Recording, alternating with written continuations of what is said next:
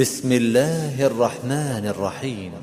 تبارك الذي بيده الملك وهو على كل شيء قدير، الذي خلق الموت والحياة ليبلوكم أيكم أحسن عملا وهو العزيز الغفور، الذي خلق 7 سماوات طباقا ما ترى في خلق الرحمن من تفاوت فارجع البصر هل ترى من فطور، ثم ارجع البصر كرتين ينقلب إليك البصر خاسئا وهو حسير، ولقد زينا السماء الدنيا بمصابيح وجعلناها رجوما للشياطين وأعتدنا لهم عذاب السعير، وللذين كفروا بربهم عذاب جهنم وبئس المصير.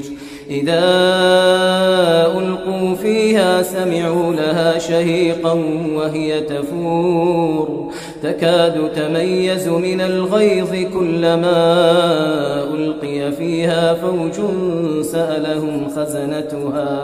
سألهم خزنتها ألم يأتكم نذير؟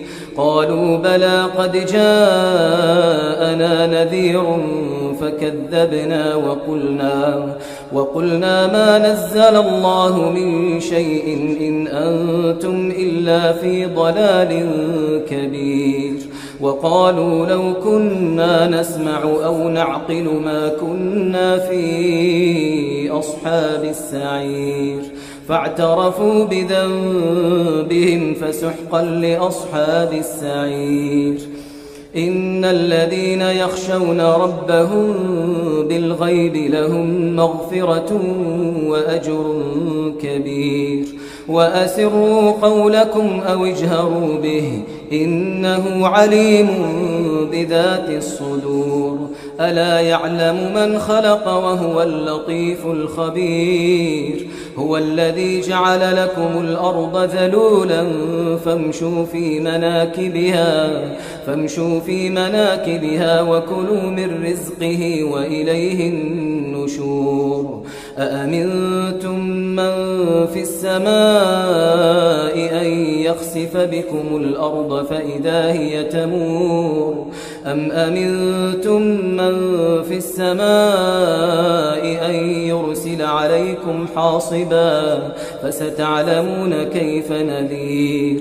ولقد كذب الذين من قبلهم فكيف كان نكير.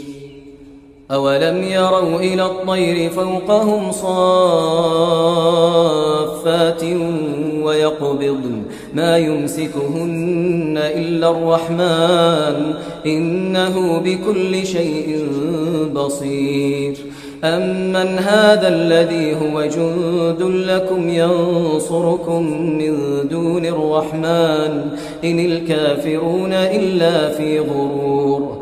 أمن هذا الذي يرزقكم إن أمسك رزقه بل لجوا في عتو ونفور. أفمن يمشي مكبا على وجهه أهداء من يمشي سويا على صراط مستقيم.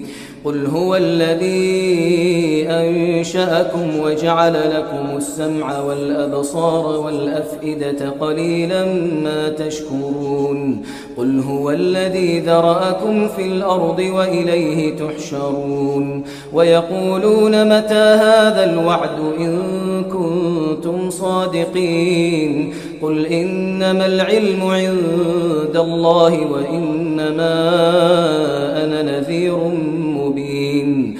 فلما رأوه زلفة سيئت وجوه الذين كفروا وقيل هذا الذي كنتم به تدعون.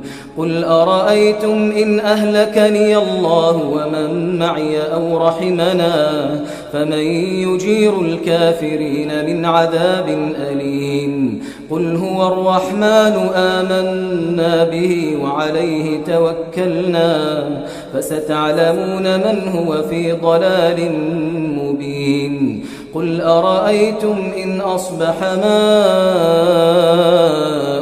غورا فمن يأتيكم بماء